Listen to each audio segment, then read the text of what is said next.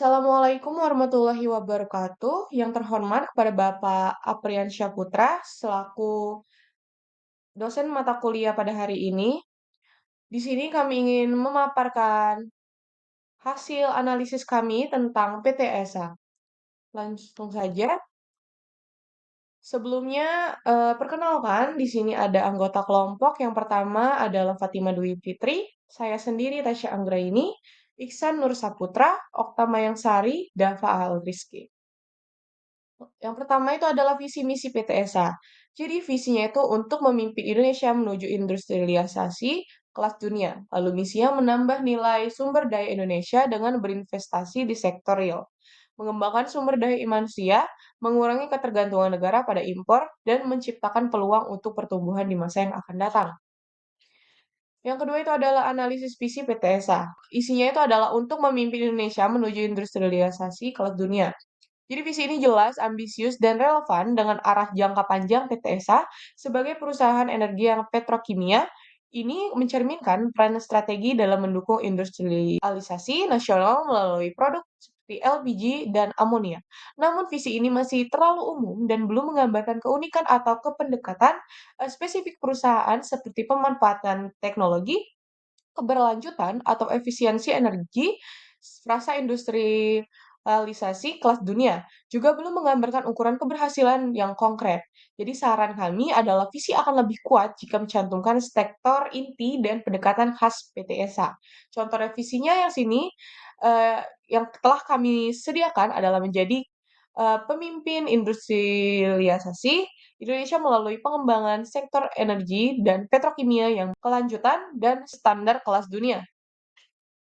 Lalu analisis visi misi PTSA, yaitu menambah nilai sumber daya Indonesia dengan berinvestasi di sektor real, mengembangkan sumber daya manusia, mengurangi ketergantungan negara pada impor, dan menciptakan peluang untuk pertumbuhan di masa yang akan datang.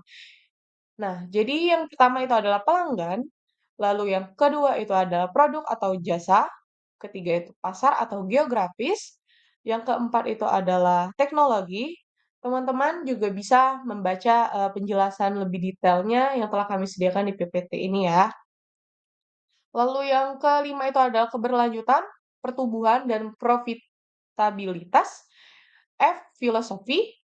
G, keunggulan kompetitif atau self-concept. H adalah citra publik. I, karyawan. Nah, kita lanjut ke kesimpulan visi dan misi PTSA. Jadi, visi PTSA yaitu memimpin upaya Indonesia untuk mewujudkan industrialisasi kelas dunia. Sudah mencerminkan arah jangka panjang yang ambisius, inspiratif, dan relevan secara nasional, namun visi ini masih dapat diperkuat dengan penyebutan sektor industri spesifik seperti energi dan petrokimia agar lebih kontekstual dan membumi. Sementara itu, misi PTSA menunjukkan komitmen terhadap nilai tambah, mengembangkan SDM, dan pertumbuhan. Tetapi masih belum lengkap menurut standar ideal, pernyataan misi strategis, beberapa elemen paling penting itu seperti pelanggan, produk utama, teknologi, dan citra publik belum tercermin secara eksplisit. Kesimpulannya itu adalah visi PTSA sudah kuat sebagai panduan strategis jangka panjang, sementara misinya belum diperluas dan diperjelas agar dapat menjadi dasar operasional yang lebih menyeluruh dan selaras dengan praktik manajemen strategis modern. Lanjut adalah analisis standarisasi pegawai atau subdivisi keuangan. Jadi yang pertama itu adalah kualifikasi, pendidikan minimal S1 akuntansi, manajemen keuangan atau ekonomi, sertifikasi tambahan seperti CPA, CA, brevet ANB sangat dianjurkan. Pengalaman kerjanya itu adalah minimal 3 tahun di bidang keuangan, perpajakan, audit, diutamakan memiliki pengalaman dalam industri energi atau manufaktur. Keterampilan teknis itu memahami prinsip akuntansi sesuai PSAK atau IFRS, lalu mahir mengelola siklus anggaran dan laporan keuangan, memahami perpajakan korporat. Yang kedua adalah job description atau tugas dan tanggung jawab. Ada pelaporan keuangan untuk menyusun laporan keuangan bulanan, lalu menyediakan data untuk keperluan internal, audit dan kepatuhannya itu untuk menyediakan dokumen pendukung untuk audit internal dan eksternal, memastikan kepatuhan terhadap regulasi keuangan dan perpajakan. Lalu pengelolaan anggarannya itu adalah membuat rencana kerja dan anggaran tahunan, memonitor dan mengevaluasi realisasi anggaran, lalu pengendalian internal itu mengidentifikasi dan memitigasi risiko keuangan, melakukan rekonsiliasi transaksi secara berkala. Yang ketiga adalah standar kompetensi.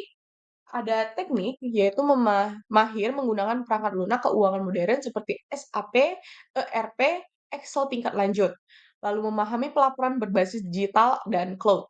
Non-teknisnya adalah teliti dan bertanggung jawab, memiliki kemampuan analisis dan problem solving tinggi, dapat bekerja di bawah tekanan dan tenggat waktu. Yang keempat adalah indikator penilaian kinerja, ketempatan dan ketepatan waktu, laporan keuangan, efisiensi pengelolaan dan penggunaan anggaran, tingkat kepatuhan terhadap audit dan regulasi, lalu penguasaan sistem keuangan digital. Nah, lanjut ke yang kelima itu adalah inovasi dan program pengembangan SDM di PTSA. Nah, jadi yang pertama itu adalah akademi internal dan sertifikasi teknis digital. Walaupun tidak disebut secara eksplisit sebagai akademik ESA, perusahaan melaksanakan 89 program pelatihan yang diikuti oleh 163 peserta dengan total 6.189 jam pelatihan. Lalu yang kedua itu adalah akses pelatihan digital untuk semua pegawai. ESA juga menyelenggarakan pelatihan seperti PKWTT atau pegawai tetap dan PKWT atau kontrak, termasuk, kursus daring seperti pelatihan bahasa Indonesia untuk ekspatriat dan beasiswa S1 atau S2. Yang ketiga adalah mentoring dan coaching lintas generasi. Dalam bagian evaluasi kinerja disebut bahwa ESA ingin, meningkatkan partisipasi perempuan dan PKWT dalam sistem evaluasi melalui program mentoring dan coaching yang lebih inklusif. Lalu yang keempat adalah penilaian kinerja berbasis KPI digital. ESA menggunakan self assessment, diskusi one-on-one, dan kalibrasi objektif sebagai bagian review kinerja tahunan. Lalu, evaluasi standarisasi versus kondisi nyata pegawai. Nah, di sini teman-teman juga bisa lihat bahwa di sini ada aspek evaluasi standar ideal dan juga kondisi nyata yang telah kami analisis di PTSA tersebut. Oke, yang ketujuh itu adalah analisis digital perusahaan. Jadi analisis digital PTSA itu yang pertama sistem digital yang sudah digunakan seperti SAP atau HCIS, lalu yang kedua kekuatan digital, dan yang ketiga kelemahan digital, keempat peluang digital, dan kelima ancaman digital seperti masih ada kesenjangan keterampilan digital antara staf dan sistem yang digunakan. Gitu. Lalu yang ke-8 itu adalah standarisasi divisi keuangan PTSA. Nah, jadi rekrutmen mengikuti standar tinggi seperti posisi di divisi keuangan seperti SR Finance dan Accounting Office disyaratkan S1 akuntansi pengalaman 7 tahun dan familiar dengan SAP. Lalu digitalisasi bertahap. ESA menyatakan proses pelaporan keuangan sudah terdigitalisasi tapi tidak eksplisit menyebutkan sistem seperti SAP aktif digunakan. Lalu keterbatasan transparansi publik, tidak ada laporan langsung yang menunjukkan data kualifikasi tiap pegawai di divisi keuangan. Lalu pelaporan keuangan rutin dan audit itu disusun sesuai PSAK, dilaporkan tiap kuartal dan diaudit oleh EA Indonesia. Lalu indikasi umum atau ini bisa dibilang berdasarkan dokumen resmi dan kualitas laporan keuangan progres divisi keuangan dinilai berjalan cukup sesuai dengan standar yang berlaku. Identifikasi penyebab gap atau divisi keuangan PTSA. Nah, yang pertama itu adalah kurangnya transparansi profil SDM, kedua digitalisasi belum maksimal terpapar di publik. Jadi yang pertama itu adalah tidak tersedia data terbuka tentang latar belakang pelatihan atau pengembangan pegawai divisi keuangan di laporan publik. Yang kedua adalah meskipun laporannya keuangan diklaim sudah terdigitalisasi, tidak ada penjelasan sistem spesifik seperti SIP atau digunakan aktif di divisi keuangan. Yang ketiga adalah tidak diungkapnya indikator kinerja individu divisi keuangan. Jadi tidak ada laporan KPI atau asesmen kinerja spesifik tiap divisi.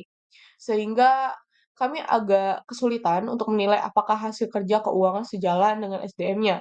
Lalu yang keempat itu adalah potensi kesenjangan skill digital. Jadi walaupun digitalisasi dilaporkan, kemungkinan besarnya itu masih ada gap atau sistem digital perusahaan dan kompetensi karyawan secara merata. Yang kelima adalah fokus pelaporan umum, bukan per divisi. Jadi laporan tahunannya itu adalah menyoroti kinerja perusahaan secara makro, bukan mikro per divisi. Jadi analisis per divisi terbatas oleh data publik.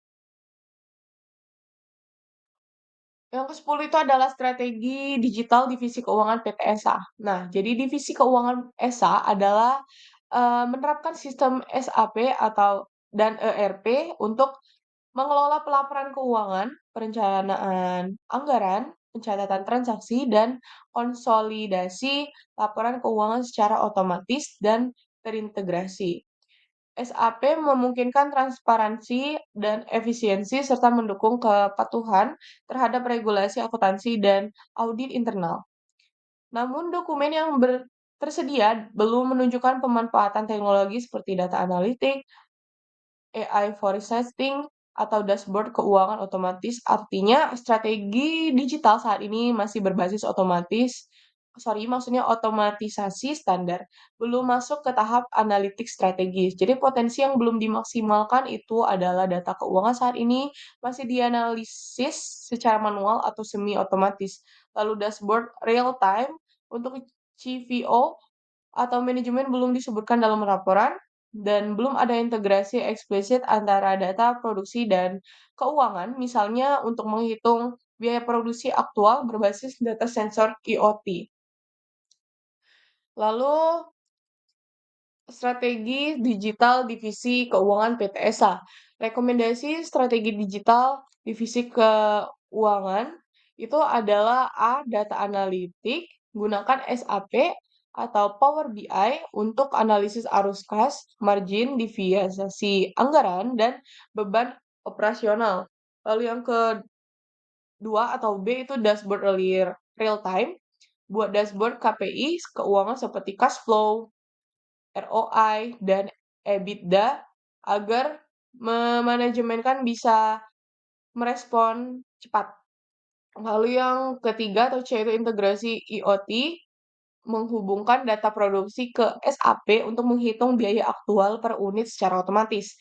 D. Cloud system, migrasikan pelaporan dan anggaran ke cloud untuk akses lintas lokasi dan backup aman.